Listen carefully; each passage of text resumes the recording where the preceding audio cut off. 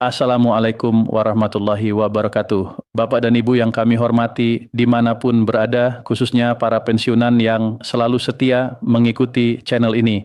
Sebelum kita mulai, coba bayangkan satu hal ini dulu. Bagaimana kalau tiba-tiba ada kabar bahwa selain THR yang sudah cair, ternyata ada kemungkinan rapel dan bahkan kenaikan gaji pensiunan di tahun 2026? Wah, pasti langsung bikin banyak orang penasaran ya. Apalagi kalau kabar itu juga disebut-sebut mendapat sorotan dari Menteri Keuangan. Nah, pertanyaannya sekarang, apakah benar kabar itu? Apakah benar akan ada rapel? Siapa yang berpotensi menerima paling besar? Dan kapan kemungkinan itu bisa terjadi? Itulah yang akan kita bahas bersama secara santai, tapi lengkap dalam cerita kali ini. Jadi Bapak dan Ibu, jangan kemana-mana dulu, simak sampai selesai, supaya kita bisa memahami mana informasi yang sudah pasti, mana yang masih berupa pembahasan, dan mana yang masih menunggu keputusan resmi dari pemerintah. Pertama-tama izinkan kami menyapa Bapak dan Ibu semua dengan penuh hormat dan doa terbaik.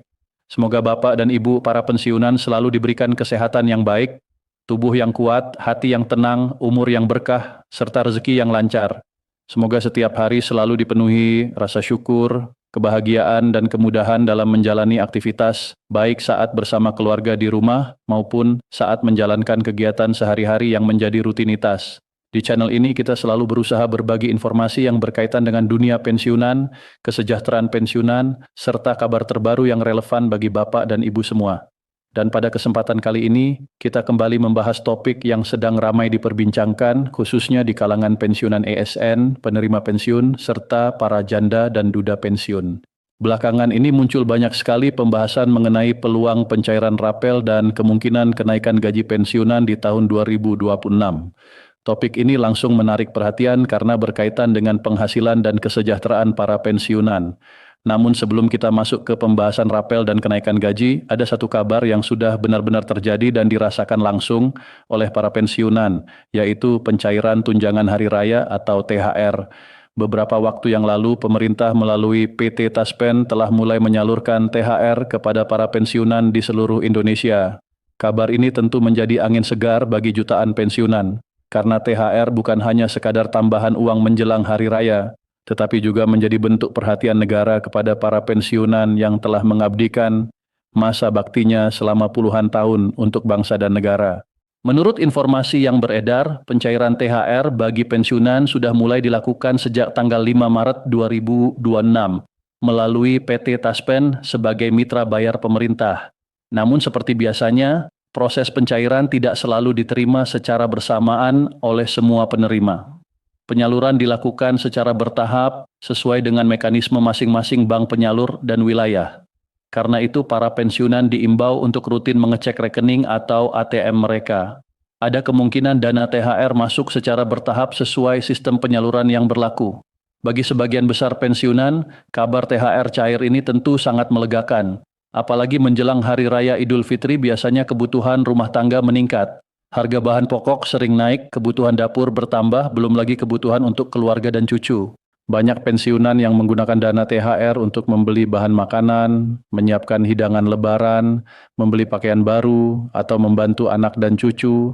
Bahkan ada juga yang memanfaatkan THR untuk kebutuhan kesehatan atau keperluan rumah tangga yang selama ini tertunda. Jadi bagi para pensiunan, THR bukan hanya soal jumlah uangnya, lebih dari itu THR memberikan rasa lega, rasa diperhatikan, dan rasa bahwa negara masih hadir mendukung mereka di masa pensiun. Dalam pemberitaan yang sama juga disebutkan bahwa Komisaris Independen PT Taspen, Aryawan, bahkan melakukan monitoring langsung terhadap proses penyaluran THR kepada sejumlah pensiunan di Makassar. Langkah ini menunjukkan bahwa proses pencairan tidak hanya diumumkan secara administratif, tetapi juga dipantau langsung di lapangan. Monitoring seperti ini tentu menjadi hal positif karena menunjukkan keseriusan pemerintah dan lembaga terkait dalam memastikan bahwa dana benar-benar sampai kepada penerima manfaat. Jumlah penerima THR tahun 2026 juga tidak sedikit. Disebutkan bahwa lebih dari 3 juta pensiunan dan penerima pensiun di seluruh Indonesia menerima manfaat ini. Di dalamnya termasuk pensiunan ASN, janda pensiun, duda pensiun, serta penerima manfaat lainnya. Angka ini menunjukkan bahwa jumlah masyarakat yang bergantung pada kebijakan pensiun pemerintah sangat besar.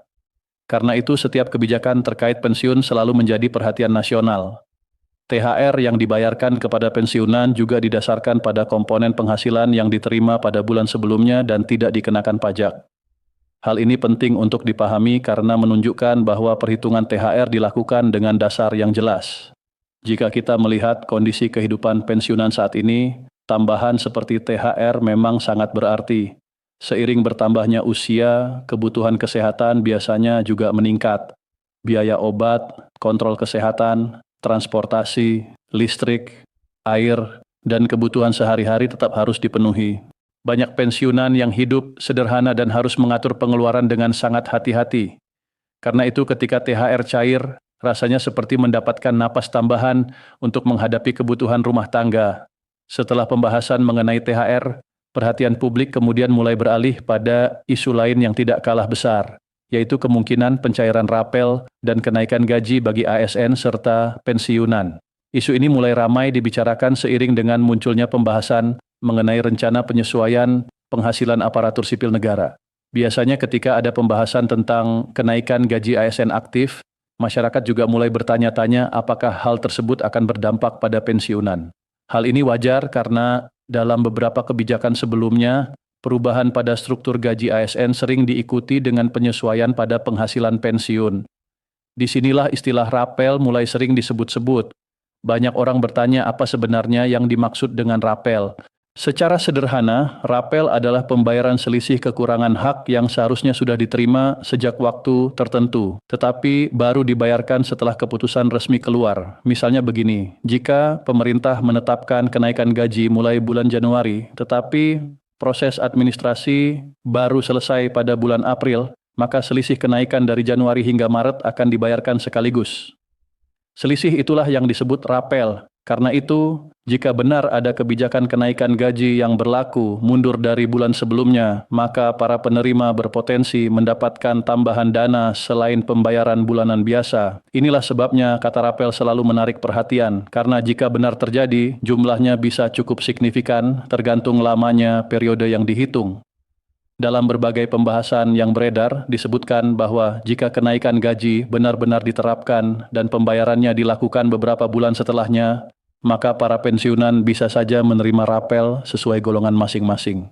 Beberapa informasi bahkan menyebutkan bahwa ada 4 golongan yang berpotensi menerima nominal rapel lebih besar dibanding golongan lainnya. Salah satu yang paling sering disebut adalah golongan IV, terutama pada subgolongan tertentu. Kenapa bisa begitu?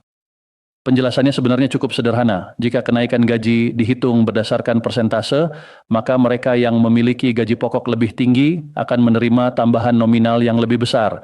Sebagai contoh sederhana, jika 2 orang sama-sama mendapatkan kenaikan 10%, tetapi yang satu memiliki gaji pokok lebih tinggi, maka kenaikan dalam rupiah yang diterima juga akan lebih besar. Karena itulah golongan EV sering dianggap sebagai golongan yang berpotensi menerima nominal kenaikan dan rapel paling tinggi.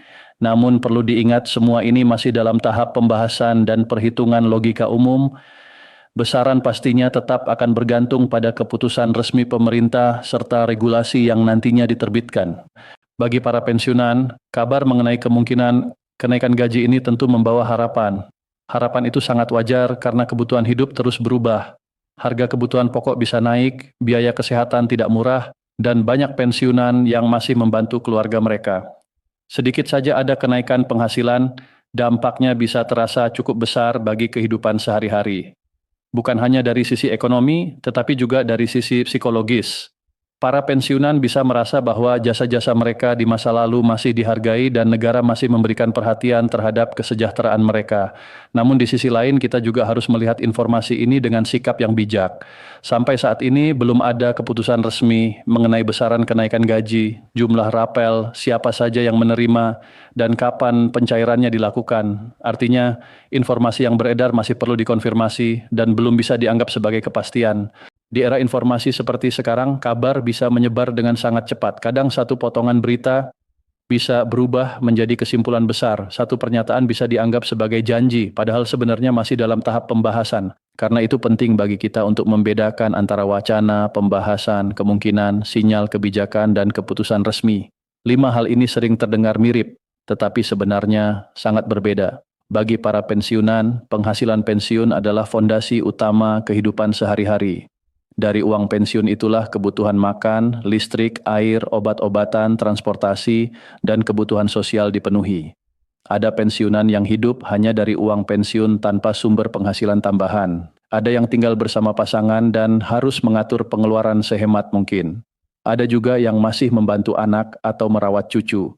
Dalam situasi seperti itu, wajar jika kabar mengenai kenaikan gaji dan rapel menjadi perhatian besar. Selain itu, isu ini juga semakin menarik karena disebut-sebut mendapat sorotan dari Menteri Keuangan. Kita tahu bahwa Menteri Keuangan memiliki peran penting dalam kebijakan anggaran negara. Namun, perlu dipahami bahwa sorotan atau perhatian belum tentu berarti keputusan sudah diambil. Bisa saja isu tersebut masih dalam tahap kajian, pembahasan, atau evaluasi dampaknya terhadap anggaran negara. Karena itu, langkah terbaik bagi Bapak dan Ibu saat ini adalah tetap mengikuti informasi dari sumber yang terpercaya. Jangan mudah percaya pada judul berita yang terlalu sensasional atau memastikan pencairan dalam waktu dekat tanpa dasar hukum yang jelas. Perhatikan apakah informasi tersebut menyertakan pernyataan resmi pemerintah, peraturan yang sah, keputusan presiden, atau keterangan dari lembaga resmi seperti PT Taspen. Jika tidak ada dasar resmi seperti itu, maka sebaiknya informasi tersebut dipahami sebagai kabar yang masih perlu diverifikasi. Kebijakan mengenai gaji dan pensiun biasanya melalui proses panjang. Ada tahap pembahasan, perhitungan anggaran, penyesuaian administrasi, penerbitan regulasi, hingga mekanisme penyaluran kepada penerima. Semua proses ini membutuhkan waktu dan ketelitian. Namun meskipun belum ada keputusan final, berkembangnya pembahasan mengenai kesejahteraan pensiunan tetap bisa dilihat sebagai hal positif. Artinya isu kesejahteraan pensiunan masih menjadi perhatian. Bagi para pensiunan, perhatian seperti ini tentu patut diapresiasi, namun tetap perlu diikuti dengan sikap bijak dan menunggu kepastian resmi. Peran PT Taspen juga sangat penting dalam hal ini. Selama ini, Taspen dikenal luas sebagai lembaga yang menyalurkan hak-hak pensiun kepada para pensiunan. Jika suatu saat nanti benar ada kebijakan mengenai rapel atau kenaikan gaji pensiunan, kemungkinan besar Taspen juga akan menjadi salah satu lembaga yang berperan dalam proses penyalurannya. Karena itu, selain mengikuti informasi dari pemerintah pusat, para pensiunan juga bisa memantau pengumuman resmi dari Taspen. Semoga ke depan ada kabar baik yang benar-benar membawa manfaat bagi kesejahteraan para pensiunan di Indonesia. Dan yang paling penting, semoga Bapak dan Ibu semua selalu diberikan kesehatan, ketenangan, dan kebahagiaan dalam menjalani masa pensiun bersama keluarga tercinta.